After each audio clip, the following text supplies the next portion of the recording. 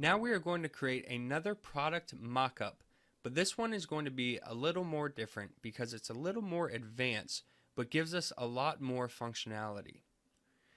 If you haven't already downloaded the book cover design product mockup from the previous lesson, go ahead and open up the Creative Cloud application, click on the search icon, and then select Book Mockup.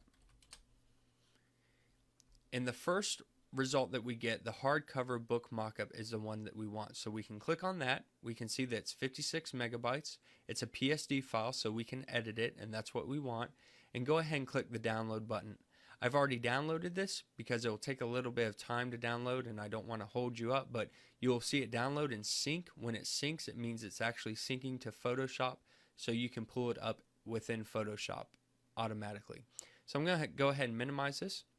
And on the welcome screen of Photoshop, I'm going to click on Libraries and click My Library, and you will see those files open up on the right hand side.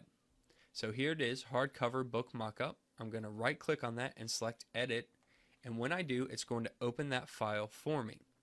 And these are the book cover designs that we're going to be using, and it's really simple, it's really intuitive, and it works really, really well.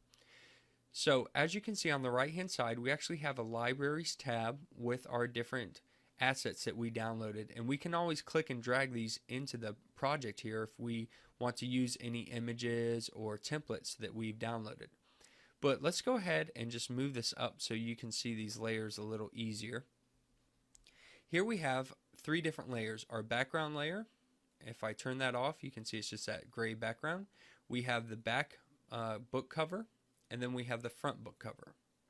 Now I only want to just use the one book cover for now, so I can hide this one, and I can select the top book cover. I'm going to select my move tool, and I'm going to drag that in the center. So that looks great as is. All we have to do is change out the image, and with smart objects it's really easy, and I think you're going to like this a lot.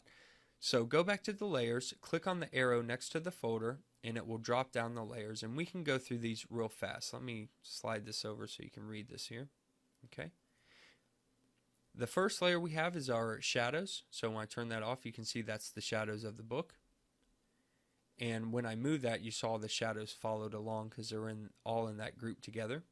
Then we have the actual book. When I turn this off, it looks a little weird, but you can see that it's the actual book itself. Then above that, it says Chance Color here.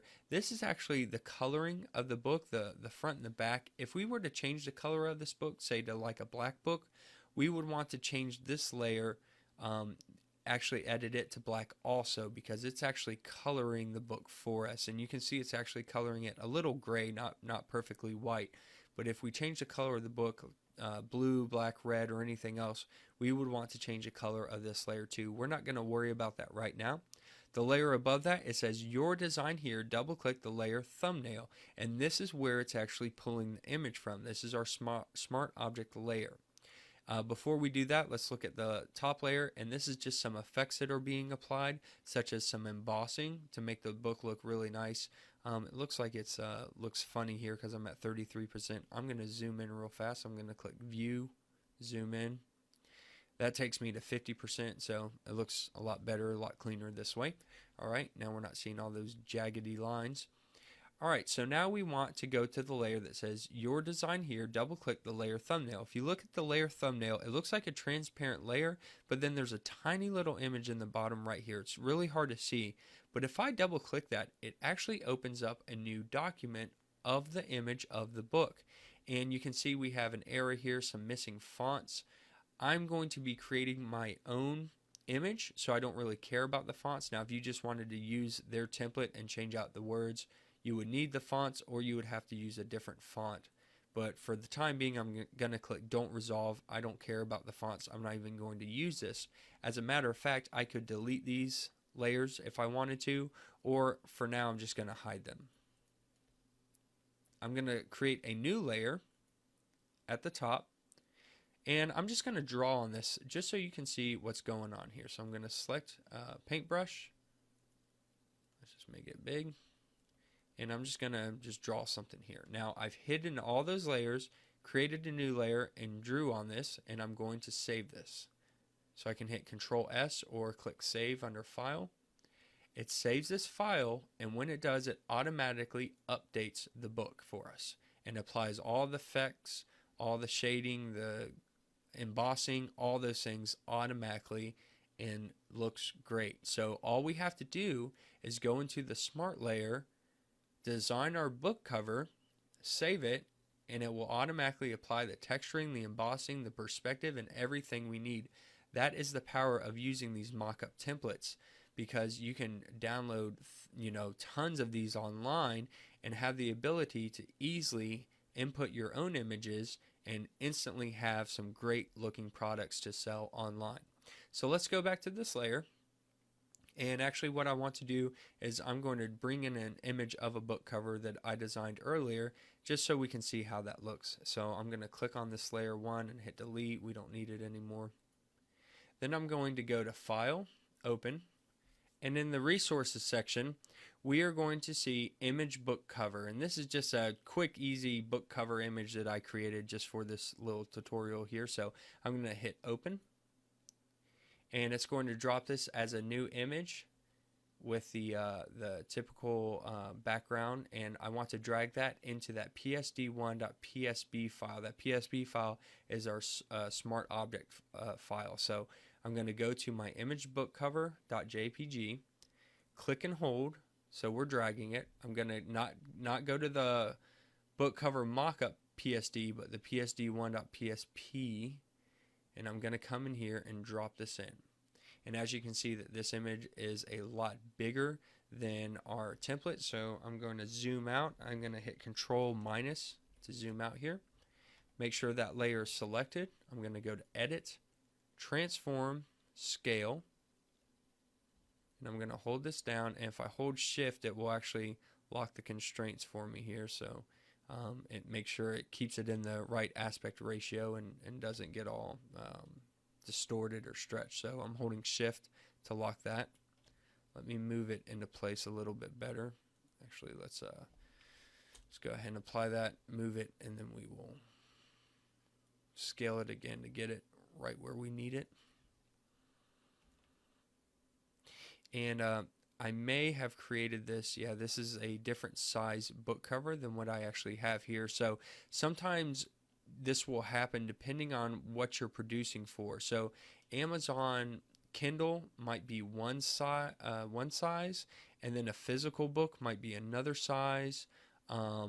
Different platforms, different mediums are going to have different size book covers. That's something that you definitely need to be aware of, and knowing what size you're designing for. So if you're designing, Kindle ebooks, you need to go into the Kindle platform and look at their resolution specs to make sure you're designing for the right size. As you can see, I was designing for one size here, and this book cover design is actually a little different. That's okay though. I just kind of scaled it. I cropped off the top. Luckily there was nothing up there, so I don't really care about cropping off that top there. I still got my information and words down here at the bottom.